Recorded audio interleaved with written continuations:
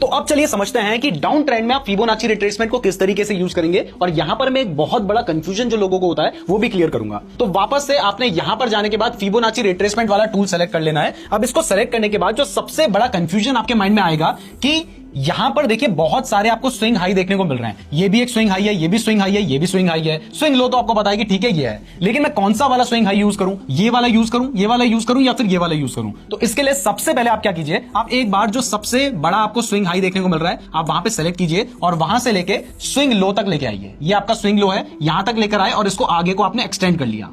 देखिए पहली चीज मैंने आपको क्लियर कर दी कि डाउन ट्रेंड है तो डाउन ट्रेंड में आपने स्विंग हाई से लेके स्विंग लो तक अपना फिबोनाची रिट्रेसमेंट टूल को लेकर आना है और उसको थोड़ा सा आगे को एक्सटेंड कर देना है।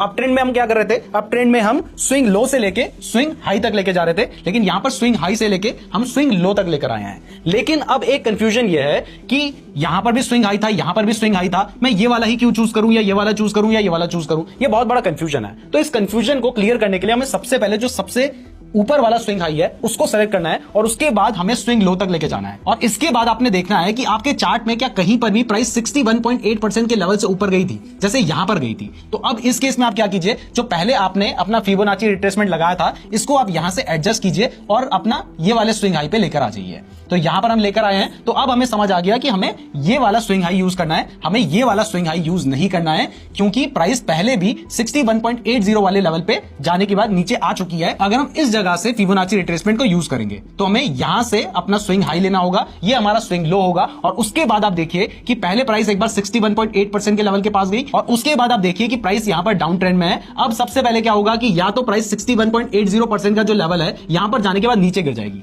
जैसे यहां पर गई प्राइस 61.80% के लेवल से ऊपर नहीं जा सकी और वापस नीचे आ गई। लेकिन अगर इस लेवल को ब्रेक कर देती है तो मैंने आपको क्या बताया, मैंने आपको बताया कि उसके बाद प्राइस सीधा अच्छा खासा ऊपर जा सकती है। तो अब मैं इसको प्ले करता हूं और ये रीसेंट चार्ट है और यहां पर देखना आप देखिए प्राइस यहां पर 61.80% के लेवल से नीचे आ गई थी, 38.20% के लेवल तक आ गई थी और उसके बाद आप देखिए कि प्राइस वापस से बढ़ने लगी, फिर से उसने 50% के लेवल के पास सपोर्ट लिया और उसके बाद देखिए सीधा प्राइस हमारा सीधा ऊपर चली गई 100% के लेवल से भी ऊपर। तो यहां पर हमें पता है कि प्राइस ने अगर 61.80% के लेवल को ऊपर की तरफ ब्रेक कर दिया तो अब ट्रेंड चेंज हो चुका है। पहले प्राइस डाउन ट्रेंड में थी, अब अप ट्रेंड में आ चुकी है। डाउन ट्रेंड का एक और एग्जांपल दिखा देता हूं। देखिए यहां पर आपको दिखाई दे रहा है प्राइस डाउन ट्रेंड में चल रही है, तो इसके बाद आपने क्या किया, यहां से अपना फिबोनाची रिट्रेसमेंट का टूल सेलेक्ट कर लिया, उसके आप स्विंग हाई पे गए, ये है स्विंग हाई और उसके बाद स्विंग लो हमें दिखाई दे रहा है यहां पर है और यहां पर जाने के बाद हमने इसको सेम लेवल पे एक्सटेंड कर दिया।